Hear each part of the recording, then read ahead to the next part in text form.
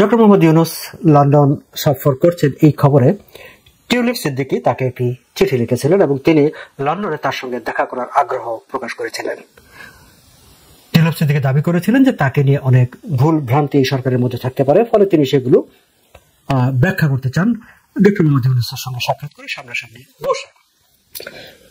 Doctor Mohammad Yunus সেই চিঠির সেই প্রস্তাব বলে কিংবা আহ্বান বলে কিংবা আবেদন বলে সেটিকে তিনি নাকচ করে দিয়েছেন, ফলে দুজনের মধ্যে দেখা সাক্ষাৎ হয়নি। ডক্টর মোহাম্মদ ইউনূস বাংলাদেশে ফিরে গেছেন। কিন্তু বিবিসিতে ডক্টর মোহাম্মদ ইউনূস একটি সাক্ষাৎকার দিয়েছেন। ডক্টর ইউনূস কেবল যে বিবিসিতে সাক্ষাৎকার দিয়েছেন তাই নয়, আরো বেশ কয়েকটি গণমাধ্যমে, আন্তর্জাতিক গণমাধ্যমে তিনি সাক্ষাৎকার দিয়েছেন। বলাই বাহুল্য, ডক্টর ইউনূস যখনই বিদেশে যান তখনই তিনি কোনো না কোনো মিডিয়ার সাথে সাক্ষাৎকার দেন, তার প্রেস টিম সাকসেসফুলি সেগুলো অ্যারেঞ্জ করে। তবে বাংলাদেশের মিডিয়ার সঙ্গে তিনি খুব একটা যে কথাবার্তা বলেন বিষয়টি সেরকম না। আবার বাংলাদেশের মিডিয়া তার সঙ্গে কথাবার্তা বললেও বাংলাদেশের মিডিয়া আসলে তার সামনে বসে সেই অর্থে যে প্রয়োজনীয় প্রশ্নগুলো করার সেই প্রশ্নগুলো তারা করতে পারে না, বরং অনেকটা পিআর টিমের মতো ভূমিকা পালন করে। ফলে ডক্টর ইউনূস যখন ইন্টারন্যাশনাল মিডিয়াতে ইন্টারভিউ দেন তখন আমরা অন্তত পড়বার মতো, আলোচনা করবার মতো কিছু খোরাক পাই। বিবিসির যে ইন্টারভিউটি তিনি দিয়েছিলেন রাজিনী বৈদ্যনাথন, সেই ইন্টারভিউটি নিয়েছেন। সেই ইন্টারভিউর একটি ট্রান্সক্রিপ্ট ঢাকার bdnews24.com প্রকাশ করেছে।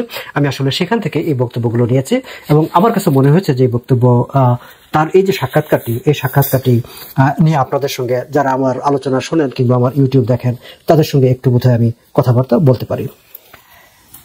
এই সাক্ষাৎকারটিতে অন্যান্য প্রসঙ্গের ছিল, কিন্তু মেজর পোর্শন, উল্লেখযোগ্য অংশই আসলে ছিল টিউলিপ সিদ্দিকীকে নিয়ে এবং টিউলিপ সিদ্দিকীর বিরুদ্ধে আনিত অভিযোগ, মামলা, সরকারের ভূমিকা, সরকারের বিহেভিয়ার টিউলিপ সিদ্দিকীর প্রতি, এইসব নিয়ে বিবিসি সাংবাদিক রাজিনী বৈদ্যনাথন রীতিমতো গ্রিল করেছেন। যে ইংরেজি পত্রিকায় অনেক সময় খেয়াল করবেন যে গ্রিল শব্দটি ব্যবহার করা হয়, ঠিক অনেকটা ডক্টর মোহাম্মদ ইউনূসকে গ্রিল করেছেন, মানে বিবিসি সাংবাদিকের জেরার মুখে পড়েছেন ডক্টর মোহাম্মদ ইউনূস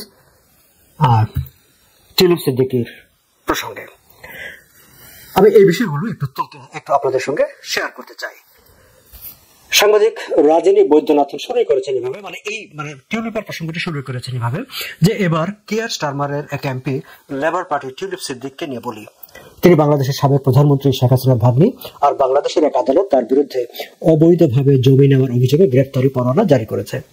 যদিও তিনি তা অস্বীকার করেছেন। তিনি আপনাকে চিঠি লিখেছেন, আমরা সেই চিঠি দেখেছি, তিনি আপনার সঙ্গে দেখা করতে চেয়েছেন, আপনি কি তার সঙ্গে দেখা করবেন? মোহাম্মদ ইউনূস বলেছেন, না, আমি দেখা করব না, কারণ এটা একটি আইনি প্রক্রিয়া, আমি সেই প্রক্রিয়ায় হস্তক্ষেপ করতে চাই না, প্রক্রিয়াটা যেন চলতে পারে।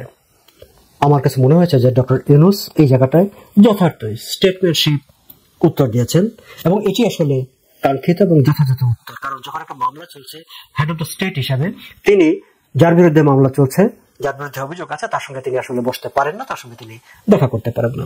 সেই মামলাটি ঠিক কি ব্যাঠিক, মামলাটির মেরিট আছে কি না আছে সেটা অন্য আলোচনা, কিন্তু অভিযুক্তের সঙ্গে একটি সরকার প্রধান হিসাবে তিনি তার সঙ্গে বৈঠকে বসতে পারেন না। ফলে এই উত্তরে আমি মনে করি যে যথাযথভাবে দিয়েছেন ডক্টর মোহাম্মদ ইউনূস। রাজিনী বৈদ্যনাথন তারপরে প্রশ্ন করেছেন ব্রিটিশ সরকারের ইন্ডিপেন্ডেন্ট এথিক্স অ্যাডভাইজার টিউলিপ সিদ্দিকীর বিষয়ে একটি তদন্ত করেছেন এবং তাকে নির্দোষ ঘোষণা করেছেন। টিউলিপ বলছেন বাংলাদেশের দুর্নীতি দমন কমিশন তার বিরুদ্ধে কোনো প্রমাণ হাজির করতে পারেনি, তাহলে কেন এখনো দুদক তার বিরুদ্ধে তদন্ত চালিয়ে যাচ্ছে? এটি বিবিসি সাংবাদিকের প্রশ্ন। যে টিউলিপ দাবি করছেন যে বাংলাদেশের দুর্নীতি দমন কমিশন তার বিরুদ্ধে কোনো প্রমাণ হাজির করতে পারেনি, তাহলে দুদক তার বিরুদ্ধে তদন্ত কেন চালিয়ে যাচ্ছে? মোহাম্মদ ইউনূস জবাব দিয়েছেন, যেহেতু এটি আদালতের বিষয়, তাই আদালতই সিদ্ধান্ত নেবে যে মামলা চালানোর মতো যথেষ্ট উপকরণ আছে কিনা কিংবা মামলাটি বাতিল করা উচিত কিনা। গুড, আমি মনে করি যে এটিও যথাযথ উত্তর, কারণ আদালত ডিসাইড করবে যে সেই মামলার মেরিট আছে কিংবা নাই। বিবিসি সাংবাদিক তারপরে প্রশ্ন করছেন, কিন্তু আপনি তো দুর্নীতি দূর করার অঙ্গীকার নিয়ে এসেছেন। আমি প্রশ্নটা আবার করব। দুদক বলছে যে এটা কোনো ভিত্তিহীন তদন্ত নয়, তাদের ভাষ্য অনুযায়ী অভিযোগ উদ্দেশ্য প্রণোদিত নয়, কিন্তু টিউলিপ সিদ্দিকের আইনজীবীরা বলছেন তারা কোনো প্রমাণই দেখেননি, এমনকি দুদক তাদের সঙ্গে যোগাযোগ করেননি। এই জায়গাটা ইন্টারেস্টিং, দর্শক খেয়াল করবেন। এর আগেও টিউলিপ সিদ্দিকের পক্ষ থেকে এই অভিযোগটি করা হয়েছে এবং মিডিয়ায় সেটি এসেছে যে দুদকের আইনজীবী টিউলিপের আইনজীবীর সঙ্গে কোনো ধরনের সহযোগিতা করছে না, কোনো ধরনের তথ্য দিচ্ছে না, তারা একের পর এক তথ্য দিয়ে চিঠি দিয়েছে, কিন্তু সেই সব চিঠির করে জবাব দেয়নি। এবং এই যে জবাব দেন, এই যে অভিযোগটাই কিন্তু এই মামলার প্রক্রিয়াকে, তদন্ত প্রক্রিয়াকে প্রশ্নবিদ্ধ করে ফেলে। কিন্তু বাংলাদেশের এখন অবস্থায় এই যে কেন টিউলিপ সিদ্দিকের আইনজীবীকে তথ্য দেওয়া হচ্ছে না, কেন তার জিজ্ঞাসার জবাব দেওয়া হচ্ছে না, সেই প্রশ্ন করার মতো অবস্থা নেই। কোনো মিডিয়া সেটা নিয়ে প্রশ্ন করার সাহস রাখে না, অন্য কেউ সেই প্রশ্নটি দুদককে করতে পারছে না। কিন্তু বিবিসি সাংবাদিক স্বয়ং প্রধান উপদেষ্টাকে এই প্রশ্নটি করেছেন। আমরা একটু দেখি যে তাহলে doctor Mohammad Yunus, chief adviser of the country, তিনি কি জবাব দিচ্ছেন। তিনি বলছেন যে আইনি প্রক্রিয়ায় আইনজীবীদের মধ্যে তথ্য বিনিময় হয়। এটা একটা ভ্যাগ কথা, এটা একেবারে খুবই সাধারণ কথা। হ্যাঁ, হয়, আইনি প্রক্রিয়ায় আইনজীবীদের মধ্যে তথ্য বিনিময় হয় এবং সেটি হওয়া উচিত, এবং হয় বলেই টিউলিপ সিদ্দিকের আইনজীবী দুদকের আইনজীবীর কাছে তথ্যপত্র চেয়েছে, বিবিসি সাংবাদিক বলছে। কিন্তু তিনি তো বলছেন তেমন কিছু হয়নি।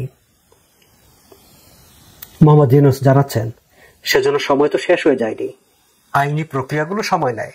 বাংলাদেশ কখনো বলেনি কোনো তথ্য দেওয়া হবে না। সময় শেষ হয়ে যায়নি মানে কি?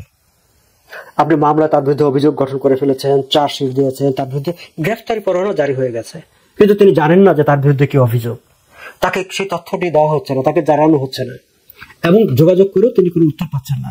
আর চিফ অ্যাডভাইজার তিনি বলছেন সময় তো শেষ হয়ে যায়নি। সময় কখন? শাস্তি হয়ে যাওয়ার পর, তাকে দণ্ডিত কনভিক্টেড করে ফেলার পর কি আপনারা যোগাযোগ করবেন এবং তখন তাকে তথ্য দিবেন, ও ইউ নো হোয়াট, তোমার বিরুদ্ধে আমাদের এই অভিযোগ ছিল, এই দেখো কাগজপত্র। বিষয়টি তো এরকমই মনে হচ্ছে। খোদ চিফ অ্যাডভাইজার তিনি বলছেন সেজন্য সময় তো শেষ হয়ে যায়নি, আইনি প্রক্রিয়াগুলো সময় নেয়। বাংলাদেশ কখনো বলেনি কোনো তথ্য দেওয়া হবে না। বিবিসি সাংবাদিক এবার প্রশ্ন করেন, কিন্তু ইতিমধ্যে সুনির্দিষ্ট একটি অভিযোগে তার বিরুদ্ধে গ্রেফতারি পরোয়ানা জারি হয়ে গেছে। অন্যদিকে তিনি, টিউলিপ ও তার আইনজীবীরা স্পষ্ট করে বলছেন এটা সম্পূর্ণ অবিচার এবং নিয়মতান্ত্রিকতার পরিপন্থী। তারা বলছেন কোনো যোগাযোগ করা হয়নি তাদের সঙ্গে। এবার ইউনূস বলছেন এটি আইনজীবী বনাম আইনজীবীর বিষয়। দুদকের আইনজীবীরা নিশ্চয়ই এ বিষয়ে একটি যুক্তিগ্রাহ্য ব্যাখ্যা দিতে পারবেন। দুদকের আইনজীবীরা তো তার চিঠিপত্রগুলো জবাবই দিচ্ছেন না, ব্যাখ্যাটা কার কাছে দিবেন? এখন আপনি মোহাম্মদ ইউনূস, প্রধান উপদেষ্টা, আপনি লন্ডনে যাবার আগে বাংলাদেশের পত্রপত্রিকা, এমনকি ফাইন্যান্সিয়াল টাইমস পত্রিকায় খবর বেরিয়েছিল যে আপনি প্রধান উপদেষ্টা লন্ডনে যাচ্ছেন। লন্ডন সফরের অন্যতম একটি লক্ষ্য হচ্ছে বাংলাদেশ থেকে যেসব অর্থ টাকা পাচার হয়ে গেছে লন্ডনে, সেগুলো উদ্ধার করার বিষয়ে চেষ্টা নেওয়া। এবং সেক্ষেত্রে টিউলিপ সিদ্দিক আপনাদের অন্যতম একজন টার্গেট পয়েন্ট। তাহলে টিউলিপ সিদ্দিকের ঘটনা প্রবাহ সবকিছু তো আপনার নখদর্পণে থাকার কথা। সেখানে সাংবাদিকরা প্রশ্ন করলে আপনি যাতে সব উত্তর দিতে পারেন, কিংবা যদি ধরে নেই যে ব্রিটিশ প্রাইম মিনিস্টারের সঙ্গে আপনার অ্যাপয়েন্টমেন্টটা হলো, নিশ্চয়ই আপনি এই বিষয়ে কথা বলতেন, এবং ব্রিটিশ প্রাইম মিনিস্টার যদি আপনাকে এই প্রশ্নগুলো করতো তখন বলতেন ও ইউ নো হোয়াট, এটা আমার আইনজীবীরা জানে। এই উত্তর নিয়ে কি আপনি ব্রিটিশ প্রাইম মিনিস্টারের সঙ্গে বৈঠক করতেন? তাহলে বিষয়টা কি দাঁড়াচ্ছে? বিষয়টা কি দাঁড়াচ্ছে যে আইদার আপনি আসলেই কোনো আপনার বলবার মতো কোনো কিছু নেই, এবং বলবার মতো কিছু নেই বলেই ইন্টারন্যাশনাল মিডিয়াকে আপনি জাস্ট পাশ কাটিয়ে দিয়ে বলছেন যে এটা আসলে আইনজীবী ভালো বলতে পারতো।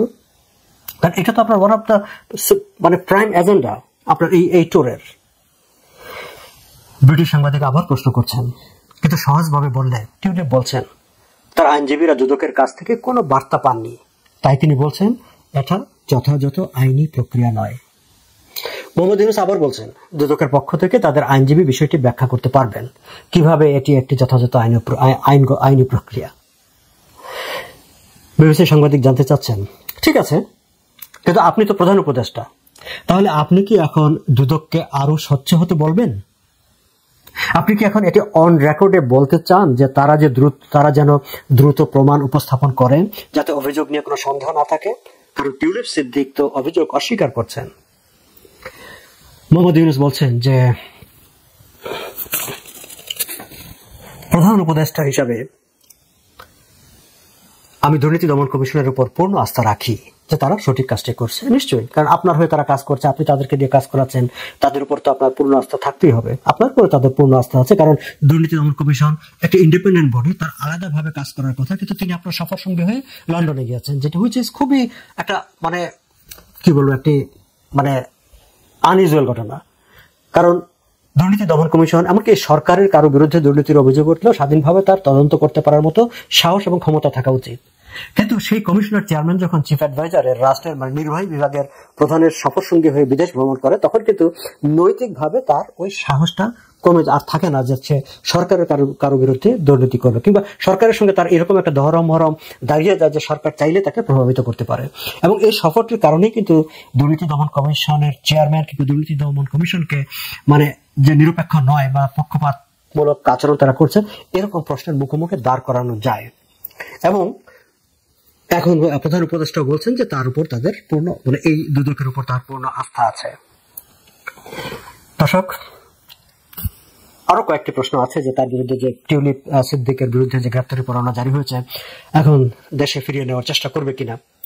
ডক্টর ইউনূস বলেছেন সেটি আইনি প্রক্রিয়ার বিষয়, যদি আইনে থাকে তাহলে হবে, আইনে আছে কিনা সেটি তিনি জানেন না। যদি অর্থাৎ সাংবাদিক আবার প্রশ্ন করছেন, অর্থাৎ যথেষ্ট প্রমাণ থাকলে দুদক তাকে দেশে ফেরত পাঠানোর অনুরোধ জানাতে পারে। তিনি আবার বলছেন যদি আইন সেটা চায়, কিন্তু আইন সেটা চায় কিনা সেটিও তিনি নিশ্চিত নন। দর্শক, খেয়াল করবেন যে বিবিসি সাংবাদিক টিউলিপের বিষয়টিকে নিয়ে প্রশ্নের পর প্রশ্ন মানে জর্জরিত করেছেন প্রধান উপদেষ্টাকে, কিন্তু প্রধান উপদেষ্টা একজন বিদেশি সাংবাদিককে সন্তুষ্ট হবার মতো কিংবা টিউলিপ সিদ্দিকের বিরুদ্ধে যেসব অভিযোগ তারা আনছেন সেই সব অভিযোগ নিয়ে যাতে কোনো ধরনের সংশয় না হয়, সন্দেহ না হয়, সেইভাবে বক্তব্য উপস্থাপন করতে পারেননি। আমরা খেয়াল করেছি লন্ডনের ফাইন্যান্সিয়াল টাইমস কিংবা আল জাজিরা বা কোনো পত্রিকা বাংলাদেশের অর্থ পাচার নিয়ে কদিন পরপরই রিপোর্ট হয়।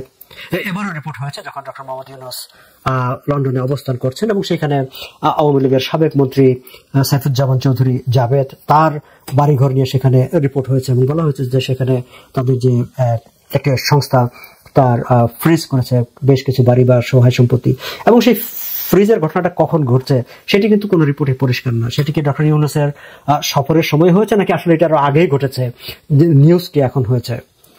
যাই হোক, সেটি একটি বিষয়। কিন্তু বিবিসি অ্যানাদার ইন্টারন্যাশনাল মিডিয়া তারা এখন টিউলিপ সিদ্দিকের প্রসঙ্গটি নিয়ে যেভাবে চিফ অ্যাডভাইজারকে প্রশ্নবাণে জর্জরিত করেন এবং চিফ অ্যাডভাইজার মানে নানাভাবে পাশ কাটিয়ে গেলেন, তাতে কিন্তু টিউলিপ সিদ্দিকের যে বক্তব্য যে সরকার তার বিরুদ্ধে অপপ্রচারে নামেছে, লোকাল ইন্টারন্যাশনাল মিডিয়া ব্যবহার করে মিথ্যা অভিযোগ এনে তার বিরুদ্ধে যে অপপ্রচার করছে, তাকে মানে মিডিয়া ট্রায়ালের মুখোমুখি করছে, সেই বিষয়গুলোর পক্ষে কিন্তু যুক্তি দাঁড় করানোর সুযোগ তৈরি হয়। কারণ ডক্টর মোহাম্মদ ইউনূস বিবিসির সঙ্গে সাক্ষাৎকারে মানে সন্দেহাতীত ভাবে টিউলিপের যেসব অভিযোগ কিংবা বিবিসি সাংবাদিক যেসব বিষয় নিয়ে প্রশ্ন করেছেন তার যথাযথ ব্যাখ্যা তারা দিতে পারেননি।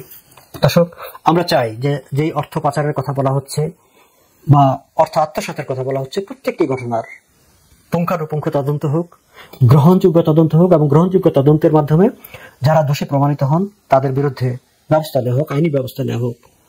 কিন্তু সরকার এই যে পলিটিক্যালি মোটিভেটেড মানে মিডিয়া ট্রায়াল কিংবা ক্যারেক্টার অ্যাসাসিনেশন এটি যেন না হয় এবং এইসব করার মাধ্যমে পুরো প্রক্রিয়াটাকে যেন প্রশ্নবিদ্ধ করে না ফেলা হয়, সেটি হচ্ছে আমাদের আহ্বান থাকবে এই সরকারের প্রতি।